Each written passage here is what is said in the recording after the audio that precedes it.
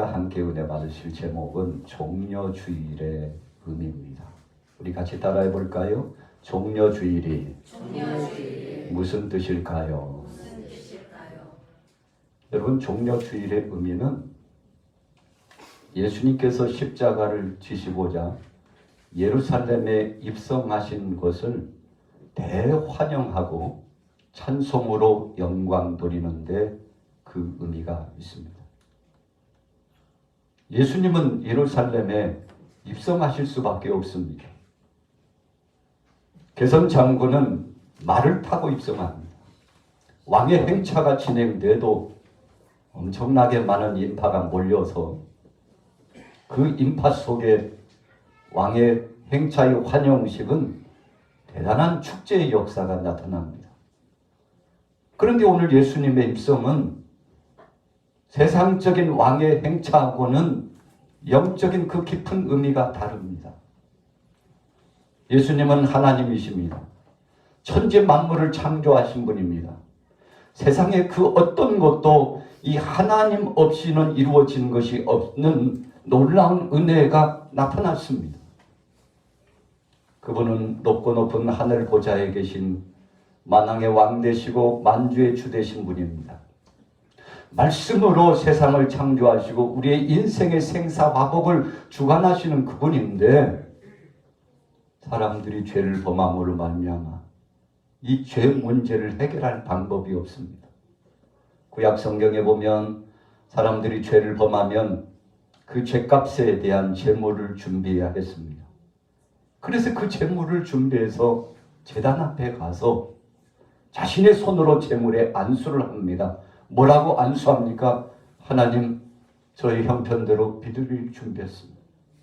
혹자는 저의 형편대로 양을 준비했습니다. 하나님, 저의 형편대로 소를 준비했습니다. 저의 모든 죄를 이 제물에 씌웁니다. 여러분, 그래서 안수라고 하는 것은 덮어 씌운다는 뜻입니다. 모든 것을 덮어 씌워서 하나님 앞에 봉헌한다는 의미입니다. 그래서 제물을 올리는 거죠. 그래서 자신의 죄를 속함받습니다. 얼마나 감격스러운 것입니까?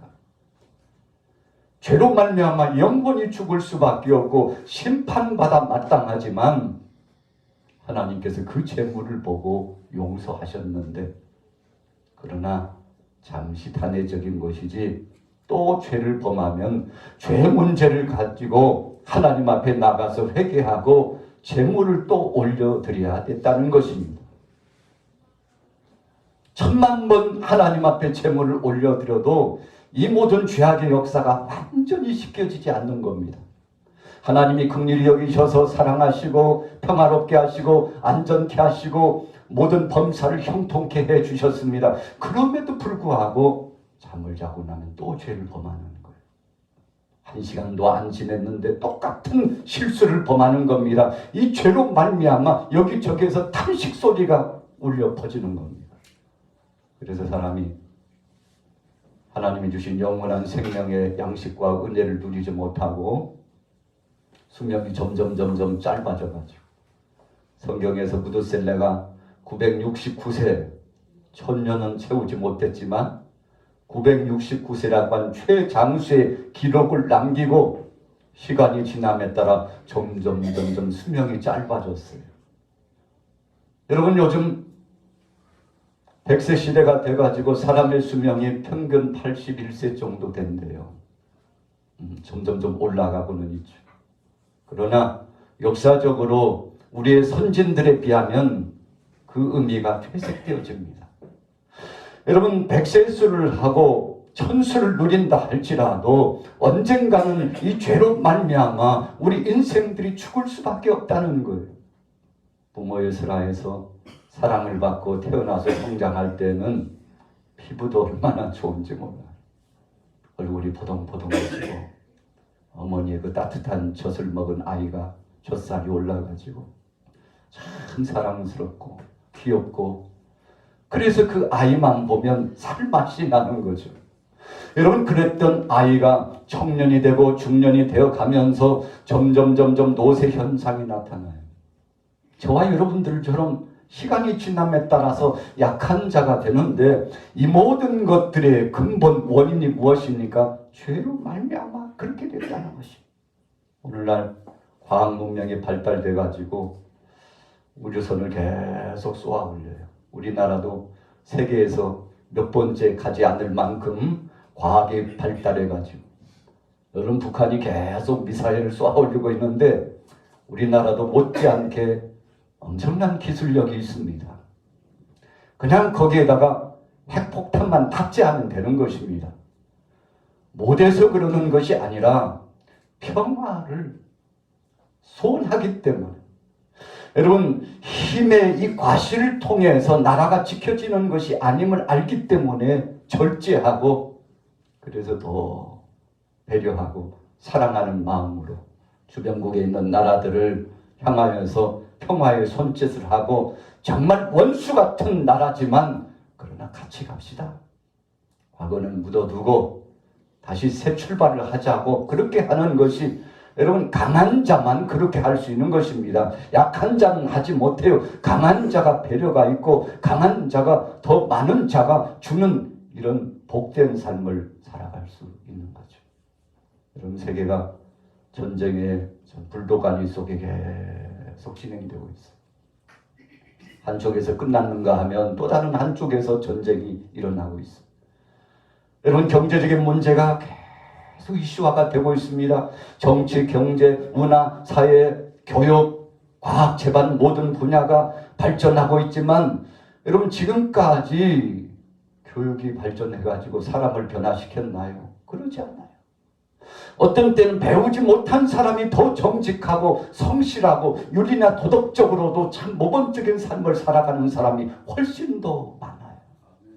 물질이 조금 부족해도 없는 중에 콩 한 쪽도 나눠 먹는다고 어려움이 있는 가정이 더 화기애애한 가정이 많습니다. 물론 어떤 가정은 너무 힘들기 때문에 비관에 빠지고 고통 속에 빠지기도 합니다만 그러나 정말 없어서 고통당하는 그런 가정들이 사랑을 나누고 협력하고 손에 손을 맞잡는 아름답고 복된 역사를 살아가지 않습니까?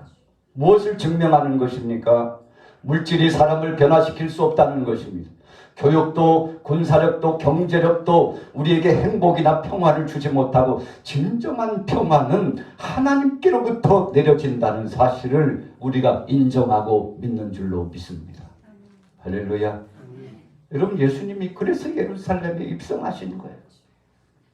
세상의 로마의 압권 안에 엄청난 권력이 신을 치고 있었습니다. 유다가 멸망함을 당하고 소국이 되어가지고 예수님이 오셨으니 이제 우리 메시아가 오셨으니까 이 유대 나라를 해방시켜 주시고 로마의 압권을 극강한 능력으로 쳐 부수셔가지고 이제는 됐다고 예수님의 12제자뿐만 아니라 70인의 제자와 500여 제자와 무수한 제자들이 예수님의 그날만 기다렸습니다. 주님 구약의 말씀대로 메시아가 오셨는데 이제 메시아가 오셨으니 이 나라를 회복하시는 거 아니겠습니까?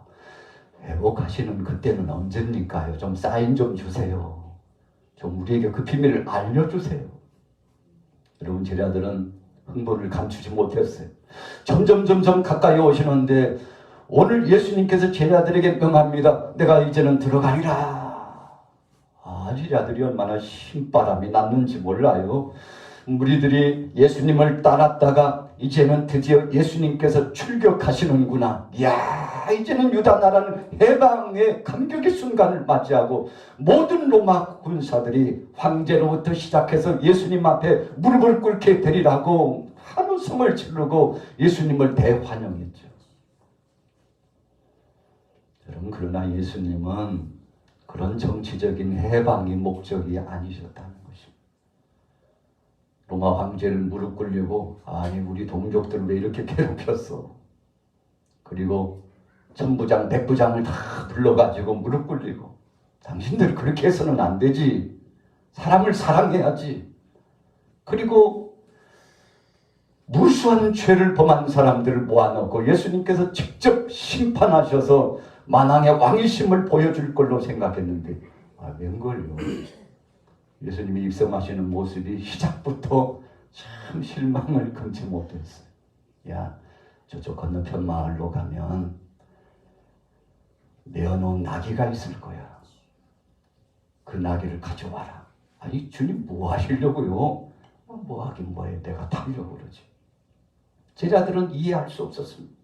그러나 주님의 말씀에 순종하고 갔더니 그 주인이 어미 나귀와 새끼 나귀를 내어주는 거예요.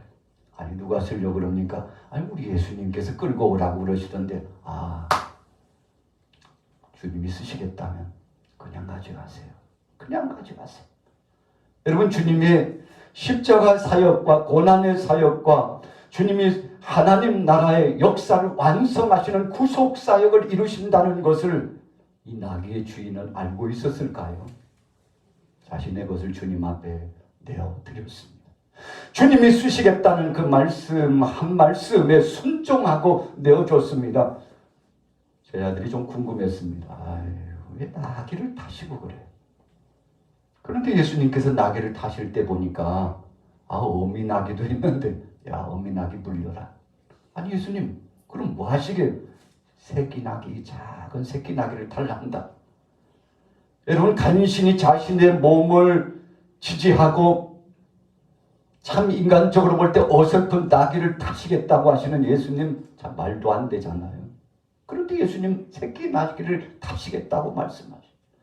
예수님께서 새끼 나귀를 타시고 예루살렘에 입성하시는데 어쩌든지 간에 주님이 입성하시는 것은 대환영할 일이다 하고 겉옷을 펴고 깔고 종려나무 가지를 흔들면서 주님을 환영합니다. 뭐라고 환영했습니까? 우리 같이 따라해 보겠습니다. 호산나, 호산나, 호산나. 아, 주님 구원자이신 메시아이신 예수님이 드디어 들어오시는군요. 여러분, 백성들이 얼마나 기뻤을까요? 춤을 추는 사람도 있었을 것입니다. 그래서 예수님을 대환영해서 입성하시는 것에 얼마나 감사하시는지.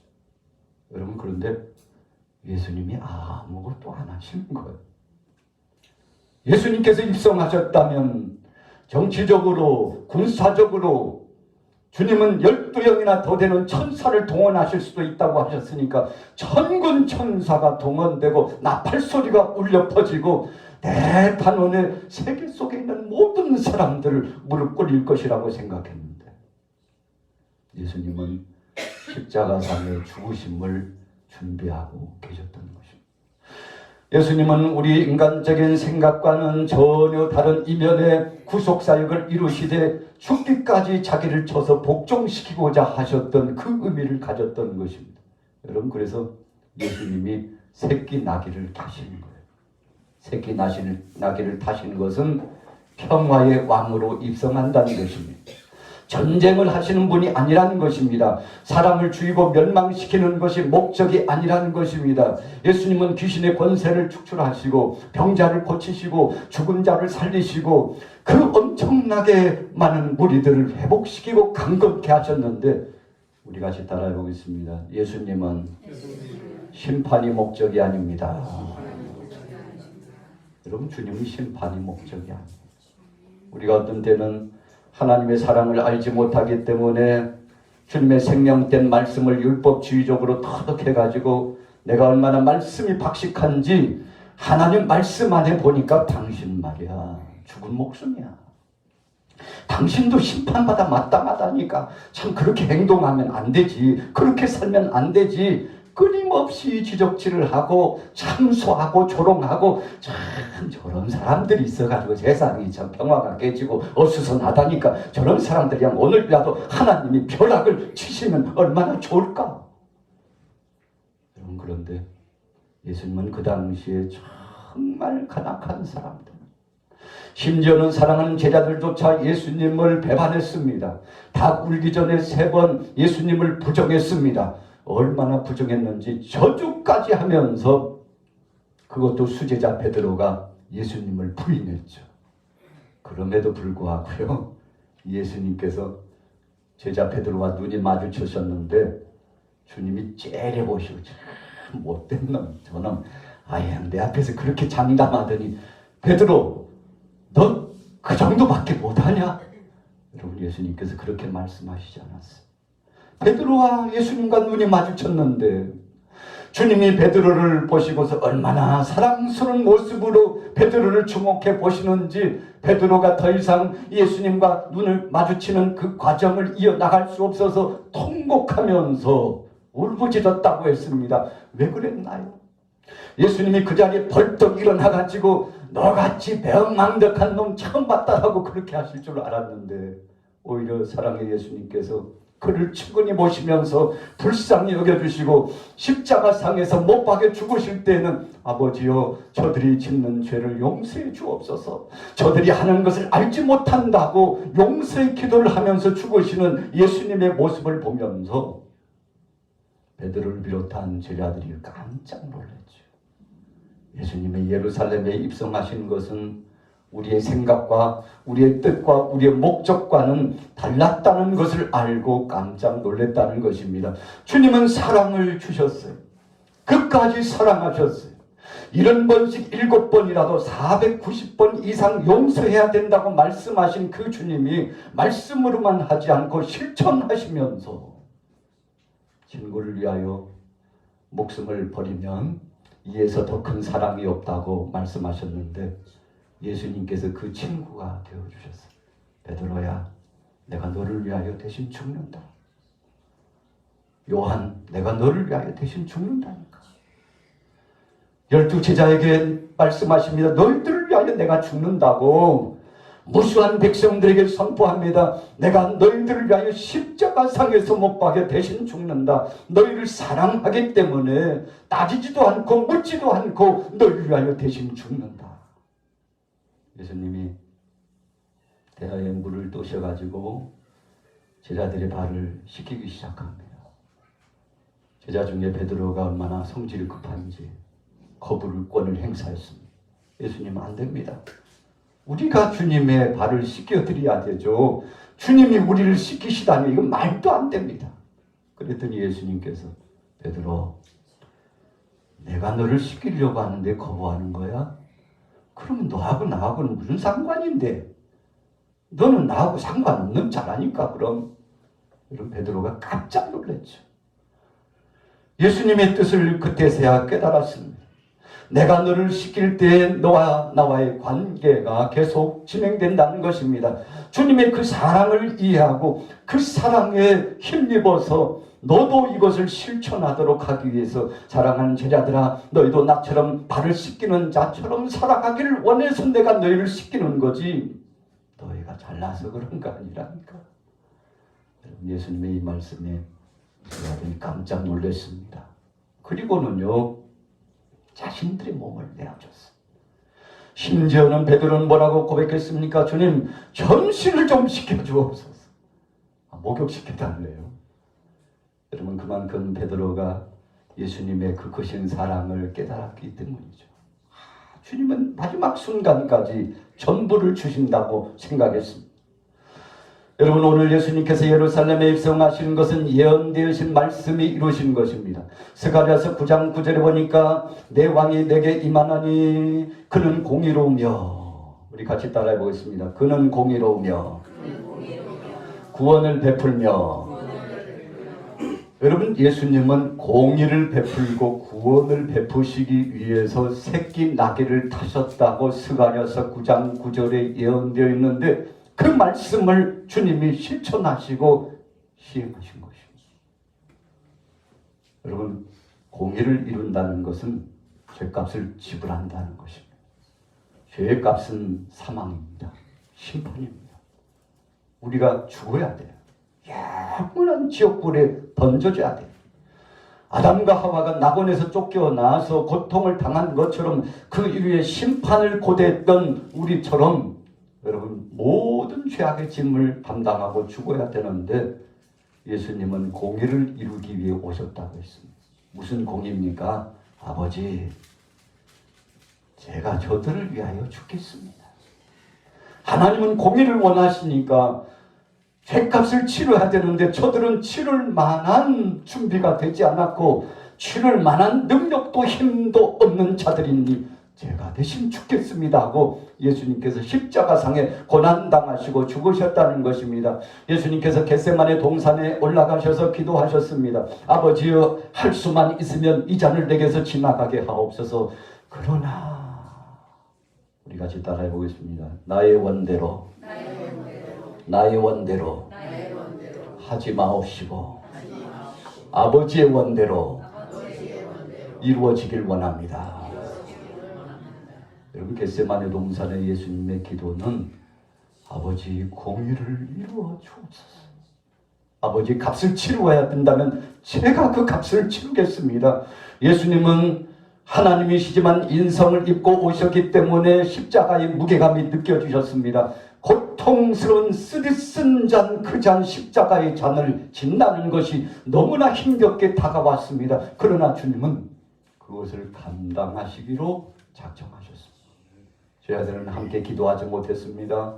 십자가가 가까이 오고 있지만 저희 아들은 육신이 피곤해서 같이 기도하지 못했다고 그랬습니다. 너희가 피곤하기 때문이다, 주님 말씀하셨죠. 그러나 예수님 홀로 기도하셨어요. 홀로 결단하셨어요. 그리고는 마침내 작정하신 대로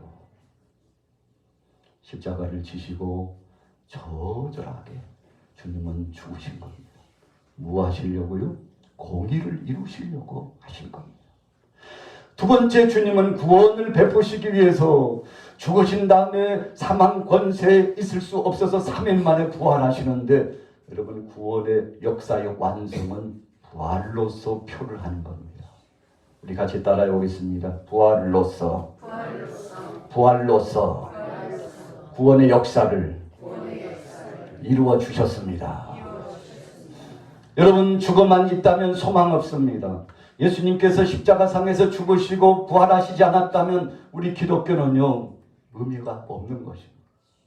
그런데 예수님께서 사망 권세를 이기시고 모든 사람들이 이 부활의 영광을 경험할 수 있도록 주께서 3일 만에 부활하셨는데, 여러분, 그래서 예수님의 무덤은 빈 무덤이 된 것이 아닙니까?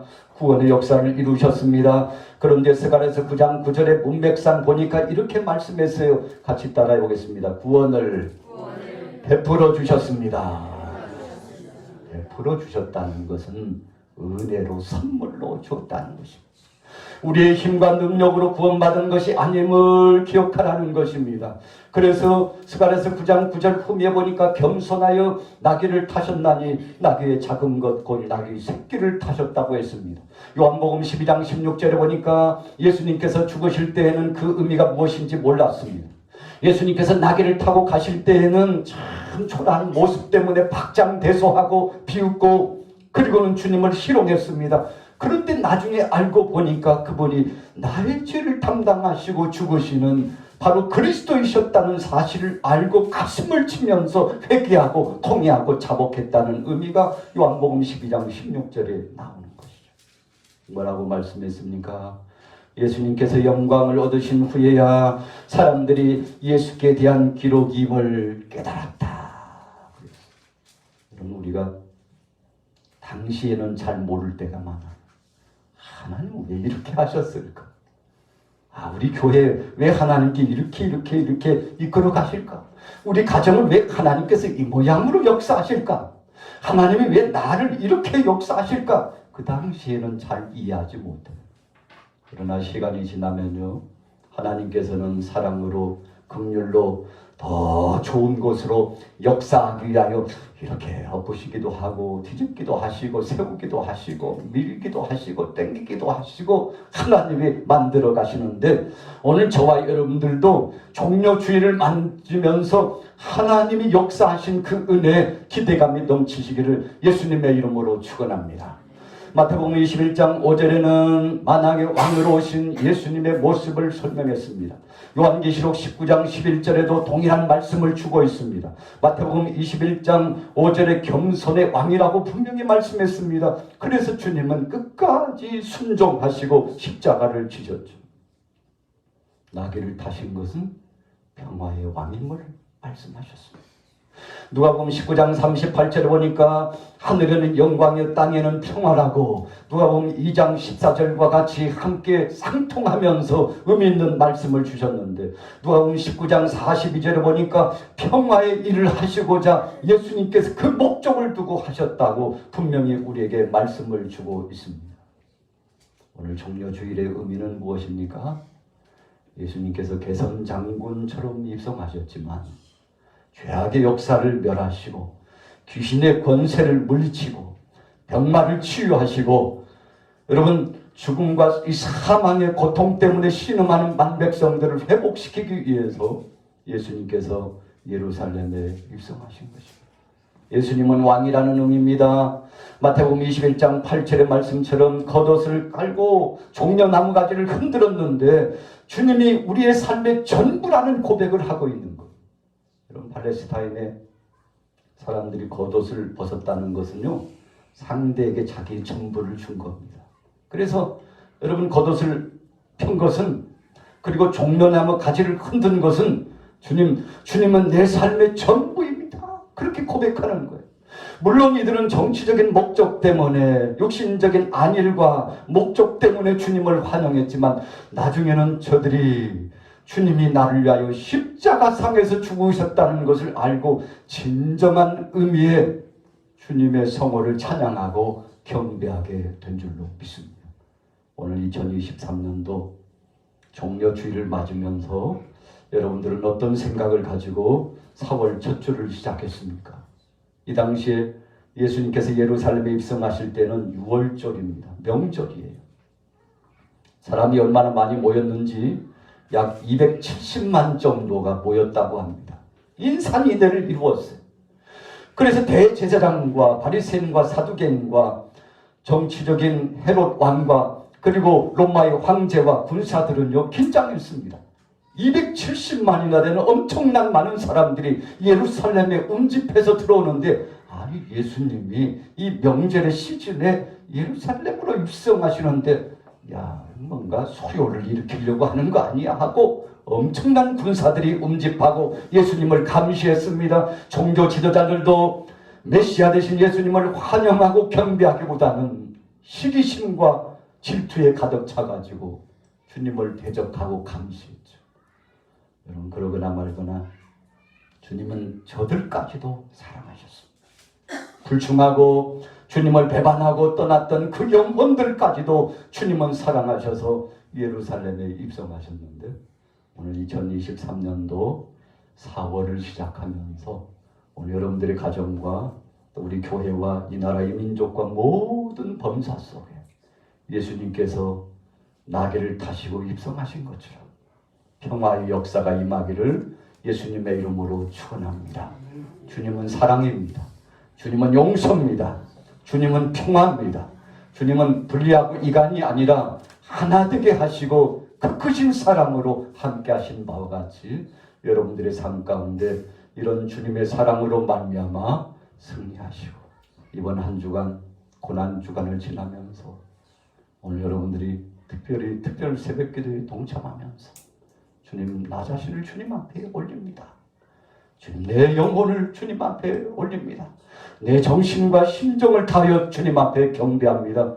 이 찬양을 받으시옵소서라고 경배하는 한 주간 되시기를 예수님의 이름으로 축원합니다.